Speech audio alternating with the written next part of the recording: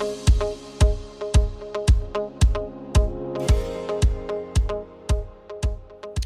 everyone. Welcome back to One Heart, One Mic, where we discuss all things related to life. Yes, in the pursuit of happiness. Oh, my goodness. Of course. I'm Amari Leaphart, a marriage and family therapist associate in Dallas, Texas. Yes, and I'm Mycah Whiting. I am a licensed professional counselor in Atlanta, Georgia. And today we're going to be talking about romantic relationships in the spirit of Cupid's month, Valentine's Day month, Galentine's Day month. In the spirit of wanting to be loved romantically. That's it. However that looks to you. Yes. That's what we're talking about. Exactly. So let's talk about it. One Heart, One Mic is brought to you today again by the importance of mental health. So everyone remember, even though we're mental health professionals, basically we are not your therapist. So please don't replace us with your own therapy.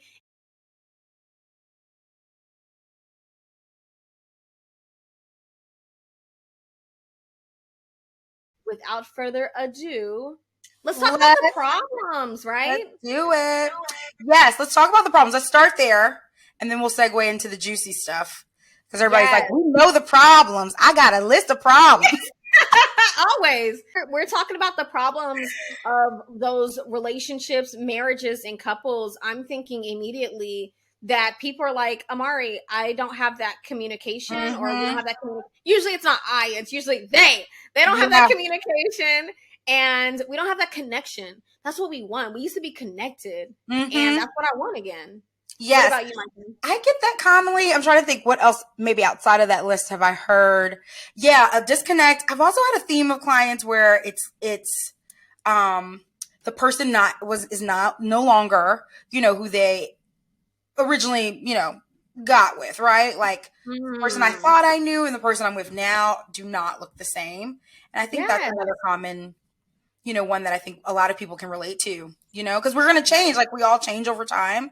And you have to decide, like, do you still like that person that you originally, fell in love with, and vice versa. Oh my gosh. And I feel like that's going to have to be actually maybe a part 2 to that, because I do talk to people about like the expectations. Yeah. Like as you grow and as you change, the expectations of that relationship also change. But let's just keep it nice and easy. So we'll start you like Tina Turner. Yes.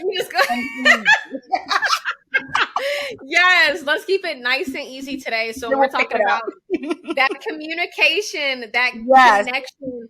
We're talking about sex, money, communication, connection. I think all of those are encompass usually the root of what the issues are. Yeah, it's another one I'm going to throw in there, which you may see is like something we could maybe advance on later, but also like coming from different backgrounds. I think that also is a root issue that a lot of people don't recognize as part of why we're struggling. Because I didn't grow up with the same things you grew up with, you know what I mean? Or the experiences you had. And so we're bringing like, two worlds literally together. And that can come with its own set of problems. That is very true. That is very, very true. And even as you're saying that, I'm thinking about like couples that I've had that are in open relationships. And again, those boundaries aren't as clear, and some that have an asexual partner, some that have a neurodivergent partner. So again, everyone listening, we're really just talking about, and even with these individuals, we're still just talking about that connection. Like, what does connection look like to you? And what does that communication look like to you? So let's define it, right? Yeah, let's do it. We know we love our definitions on here if you guys have been listening and watching. Because if you can't define it in your own way, not like, Webster's, but if you can't define it in your own way, then how are you supposed to relay to someone else that you're trying to get this, you're trying to receive it from? Yeah, exactly. And that's maybe something we need to get into. Like, what does that, what am I trying to receive, right? In the form of connection. So I don't know, for you, Mari, like what do you find personally that you define as connection? Not, necessarily with clients. I believe for me, connection looks like a place where I feel 100% in tune with my partner. Okay. Like we're looking at each other and we're just like, yes, we are both in this place. We're He's both looking in at this. me, and I'm looking at him. Yes, okay. We're just like we are above it all. We can't. There are no kids up in this. Don't nobody know. Me and you. It's just But me and me. you. Yeah, So I love that. I feel like when I talk about connection, I'm usually talking in a place where I'm disconnected because I can become disconnected every single day. Like I think every day you have to work for connection. So even when I'm thinking about that connection piece, I'm thinking there's a place where I'm not really feeling as seen. Maybe I'm not feeling as heard. I'm not feeling as important. I'm feeling inadequate in the relationship. So my connection looks like, hey, I want you to really make me feel like I'm the only girl in the world. Okay. Like Riri said, like, I just want you to make me feel like no one else is as no one else important. matters. Yes. Yeah. Honestly, that's exactly what my connection looks like. And it doesn't matter what we're doing. Like we can be watching. I'm not necessarily a physical touch person. Well, I didn't used to be, but a physical touch person. But now it might be like just cuddling with my hubby and just like, hey, I just love that we're enjoying doing the same thing together. We love watching movies. So I want to be able to watch a movie with just him. And that feels like such a connection to me. What about you, Mycah? What are you thinking? I am definitely one who ties into, like my type of like love language, which we'll get into. But just to start with just connection first, I think for me it is about feeling like those R&B love songs, the lyrics coming to life. I'm definitely a true romantic. I'm a true Pisces, guys, for those who don't know what sign I am. And Pisces are very like romantic, we kind of like to dream, we're very like daydreamy, right? Yeah. So we're very fantasy, oriented. And I'm not saying we can't be realistic, but we do like to, kind of go for like what feels magical, and I think it is, kind of bringing those, that's why I say R&B songs to life, that feel good. For me, that remind me that I'm feeling something special with someone that I don't have, with my friends and my family, right? Like for me, I like to say I'm a lover's lover. So what's the difference, right? In this like emotional connection I have with everyone else, and then this emotional connection I have with this partner, And so for me, setting that apart looks like, that more, not just intimate, but like you're saying, like kind of knowing the depths of my soul, like kind of just gets me, without having to explain too much, I mean, of course I have to communicate, but just kind of vibes with me. And I think when I feel like there's a loss of connection, it is usually attached to, something that hasn't been said, or not feeling maybe, like you said, seen, or like, just that quality time being missing. Quality time's a big thing for me. And what was the other thing? You said something else that stood out to me too. But also just about, I was thinking about sometimes it's also if I'm being too busy, like maybe I haven't been as connected. Sometimes we say we're not connected, but am I the one who's also been maybe distracted from being, connected, right? Whatever that looks like for us, versus my partner being the one who's like lacking in an area, for me. That's true. I think we're very quick to blame everyone else when it's like, hey, the only changes that have occurred are with ourselves. But it's so easy to be able to say, well, actually, it's with them. Instead of, like you said, maybe I picked up more hours and I'm like feeling disconnected, and I'm looking at partner like, well, why aren't you doing? And it's supposed to be an automatic assumption that if I picked up more hours, you should be making me feel more seen in those right. times. Right. How is anybody? We're not mind readers. How is anybody supposed to know? You're not feeling connected right now. Exactly. Or we're both really busy, right? So we're both missing it, Yes. Yeah. Oh my gosh. Yeah. So that connection piece, I feel like, is absolutely huge for a lot of people out there. Everybody. It should be human connection. It's huge for everyone. It's required, guys. Like, we are relational beings. Like, God created us as relational beings. And this is, again, not to be like spiritual, spiritualizing it, but it is, I do believe we're spiritual beings. That's just my personal belief. So I can't deny that.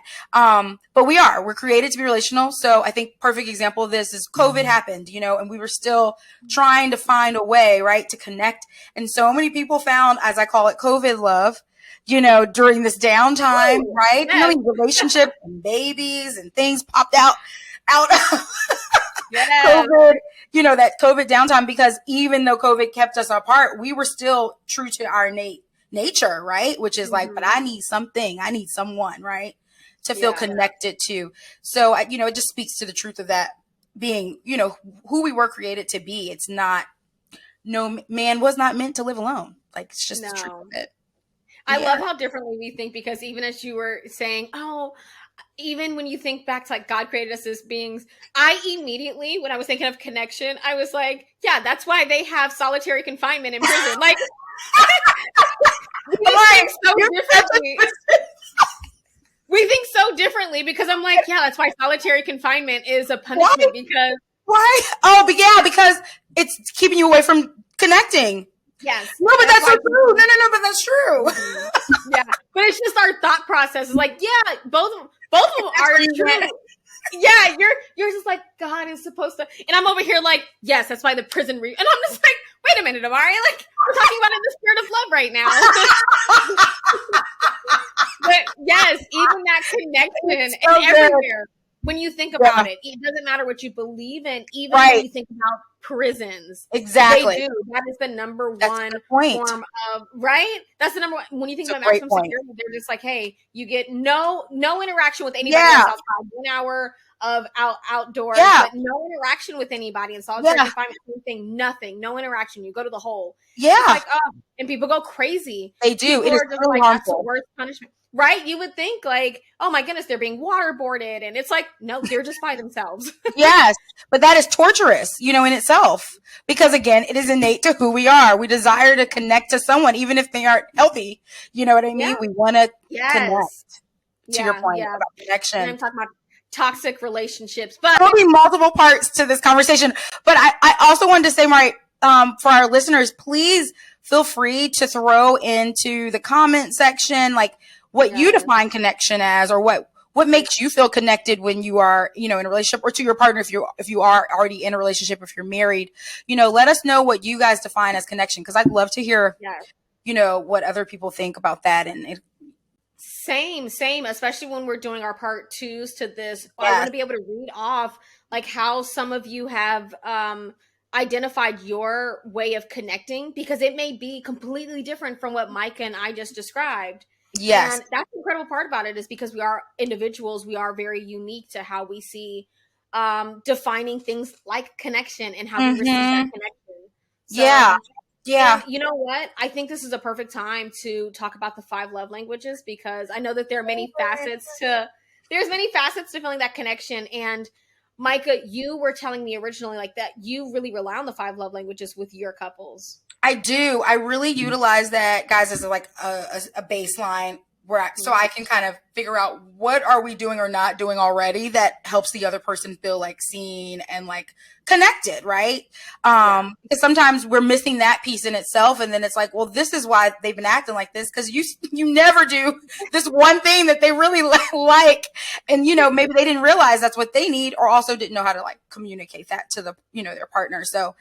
Just for those who don't know about 5 love languages, even though I feel like at this point, it's another one of those popular things that everybody, and we will definitely put a link. There's a free link that we can put in the description, where you guys can easily just take a quiz to see what your love languages are. And you can do it as a single person. You can do it as like a youth, or you can do it as a married or in a relationship person. So they give you options. And the reason they do that, guys, just like, quick caveat, is because and I think people will relate to this if they can reflect upon the different relationships they've had, but we change, right? Like what I need in my love languages, right, or what I give in that season of singleness changes when I'm in a relationship with someone, right, who they're giving me certain things, and I'm giving them certain things that maybe I didn't realize I needed or liked, or realize I don't like, and I'm like, that's not for me, that's not my thing, but I notice even in my own relationship history that depending on what might be missing, right, I might have all of a sudden this love language that wasn't at the like maybe high on the scoreboard for me kind of rise up a little bit, because it's like, oh, I'm noticing I'm not getting as much of that from this relationship, and now I feel like I need that. So let me give you guys the 5. So the 5 love languages are words of affirmation, quality time, acts of service, gifts, and what was the last one I'm thinking about? And physical touch. How Yes. could I forget? Yeah. Yeah. And I'm sure you've taken the quiz before. Do you know what your top I love have. language is? So again, they've changed, right? So Yeah. I took it again recently because I am currently in a relationship, and it's changed. Hey, let's pray we make it. Let me stop. You will. What do you mean?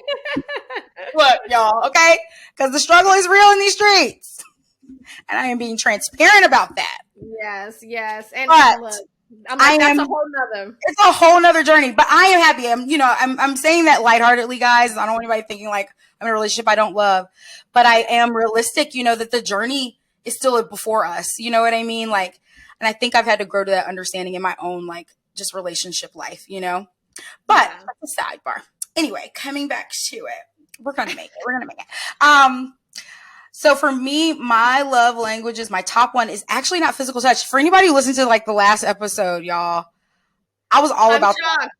Right. Yeah. Right. But I think in my maturity, I have realized that there are things I need even more than that because I'm always going to provide some physical touch. Like, even if you're not going to give it, I'm going to give it. And I think that's filling enough. What it is. Wait, is it words of affirmation? Yes. And there's one that's like, literally, they were like tied. No. Really? Quality time. Oh my gosh. Only because like process of elimination brought me there. I'm not because you knew. Yes.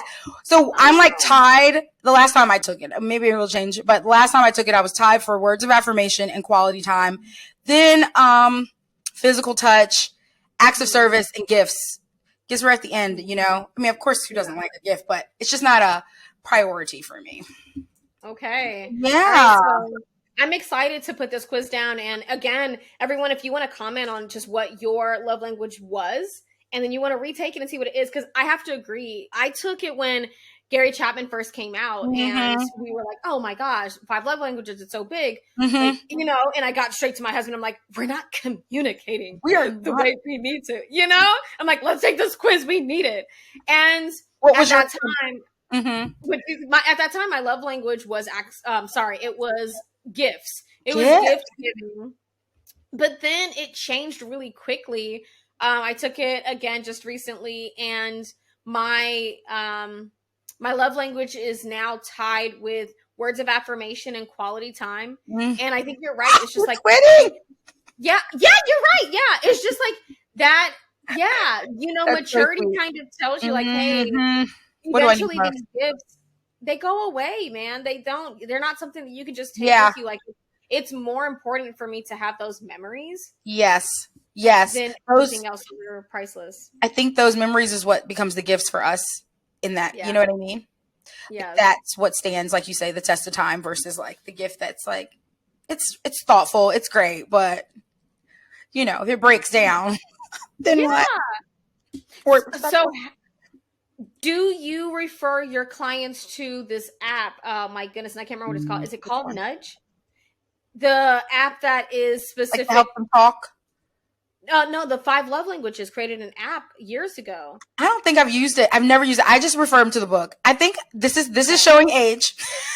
Old school, like, go get this book, read the book, because it's not long. It's, you know what I mean? It's a short read or whatever. That's all. That's what I've initially done. But tell me more about the Nudge. Okay, so the app, and I'm hoping it's called Nudge, but and we'll link that as well. It's completely free. Well, I assume it's free it was free when I had Android. Maybe it's still free on Google. I have no idea with Apple, but Nudge is an app where you can download it, and it's the same thing. You take that quiz, and it will tell you what love language you are, and it asks you to invite your partner to also take this quiz to see what their love language is. What it does is it tells you, okay, well, your partner, because so many times we read the 5 love languages, and a lot of people think like, oh, acts of service are my love language, and my husband's are like quality time. So I'm going to do the dishes for him. It's like, that's not his love language. That's yours. My love language. So when he's still saying, I don't feel loved, why not? I did the dishes. I cleaned the house. Right. That's not his love language. That's so it helps you understand that, hey, your partner's love language is this. So he or she or they would like to see you do these. Oh, it breaks it down for them. It spells it out. Because what I've had them do is both take the quiz and then talk about the results. You know what I mean? And because it does still give you the description, but in this case, the app melds it more together so that it's kind of breaking it down for them. It's basically giving you the therapist in the app to say, this is what it's saying. Yeah, actually it is, and for free. It's like, hey, we need to be able to identify like what makes you feel like you're receiving that quality time. So what it also does is a partner or you will go on there and you'll put from 0 to 100% how much you're feeling loved today. And you can change it throughout the day. So if you put on there like around 1 o'clock, well, partner hasn't done anything, I'm at 50%, the partner gets a notification like, hey, your partner is feeling a little lack of, what you can do right now is this, based on their love language. And it will say something like, text them, I love you. And so it helps. And it's like a reminder. Yes, exactly. And I feel like a lot of people are just like, oh, I don't really like to be told what to do. And it's like, yeah, but you also don't know what to do or else you wouldn't be in the situation. That's a great point, Mari. Because I was just thinking, I can hear people being like, that's intense. That sounds like it's a little intense. But that's why it's a nudge. It's not a, you need to text them right now because it's been 50 minutes and they ain't felt loved.